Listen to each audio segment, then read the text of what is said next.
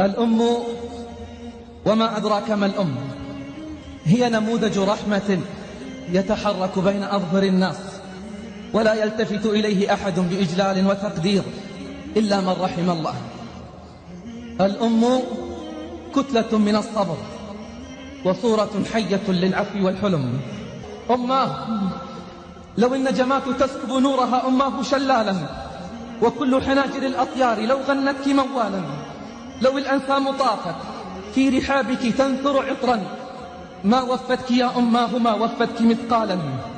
عن أنس قال: ارتقى النبي صلى الله عليه وسلم على المنبر درجة فقال آمين، ثم ارتقى الثانية فقال آمين، ثم ارتقى الثالثة فقال آمين، ثم استوى فجلس، فقال أصحابه: على ما أمنت يا رسول الله؟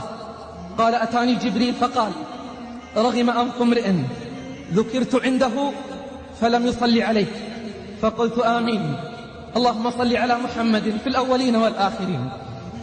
ثم قال: رغم أنف امرئ أدرك أبويه فلم يدخل الجنة، رغم أنف امرئ أدرك أبويه ولم يدخل الجنة، فقلت آمين.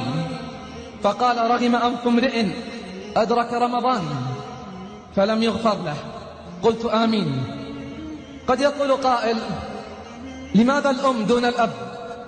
قلت: لا شك أن فضل الأب كبير، ولكن فضل الأم أكبر.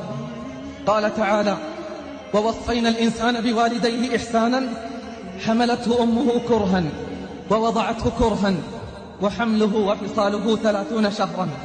قال ابن عطية: ذكر الله الأم في هذه الآية في 4 مراتب، والأب في مرتبة واحدة جمعته مع الأم في قوله بوالديه، ثم ذكر الحمل للأم، ثم الوضع لها، ثم الرضاع الذي عبر عنه بالفصال.